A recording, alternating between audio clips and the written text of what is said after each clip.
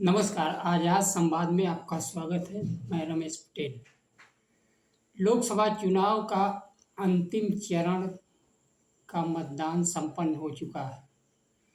आज हम चर्चा करेंगे आज़ादी के समय से अब तक पटेलों की राजनीति में भूमिका। आज़ादी के समय 15 प्रांतीय कमेटियों में से 12 सरदार वल्लभ भाई पटेल के पक्ष में थी। उस समय 3 कमेटियां जेबी कृपलानी और पी सीतारमैया के नाम का प्रस्ताव किया था। एक बात साफ थी कि पटेल के पक्ष में बहुमत थी।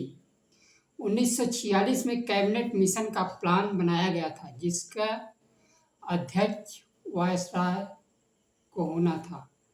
उपाध्यक्ष कांग्रेस पार्टी के अध्यक्ष को होना था। इसके तहत उपाध्यक्ष को भारत का प्रधानमंत्री बनाया जाना था। 1940 से अब्दुल कलाम आज़ाद कांग्रेस पार्टी के अध्यक्ष पद पर बने हुए थे। महात्मा गांधी जी के कहने पर उन्होंने अध्यक्ष पद छोड़ दिया। कार्य समिति के बैठक में बहुमत पटेल के पक्ष में होते हुए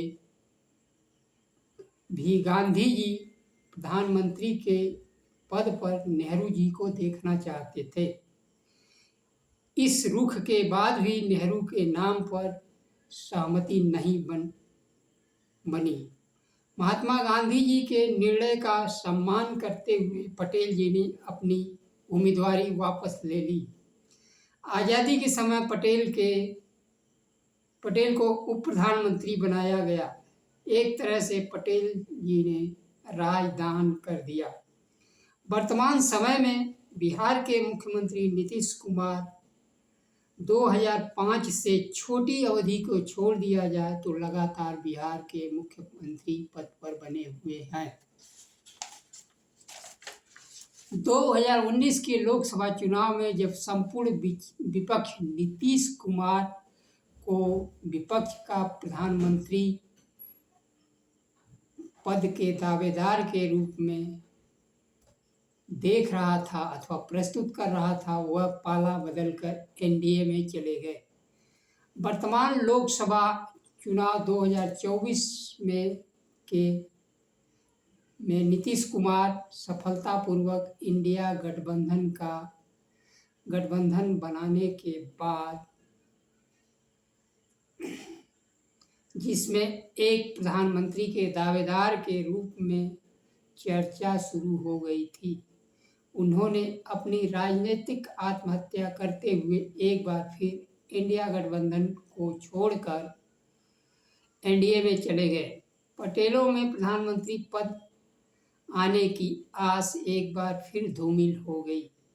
एक समय राजनीति की धुरी बने डॉक्टर सोनेलाल पटेल, जो राजनीतिक नेतृत्व प्रदान किया, वह 2 भागों में बंट गया है।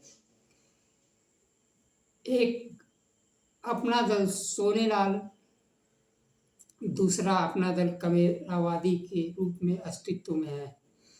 अपना दल सोनेलाल पटेल अनुप्रिया पटेल के नेतृत्व में ऋण विहीन होकर एनडीए गठबंधन में शामिल है। पिछड़ों की भागीदारी पर बात न करके केवल अपनी भागीदारी और राज्य मंत्री तक सीमित हैं। अपना दल कमेरावादी अभी मुद्दों पर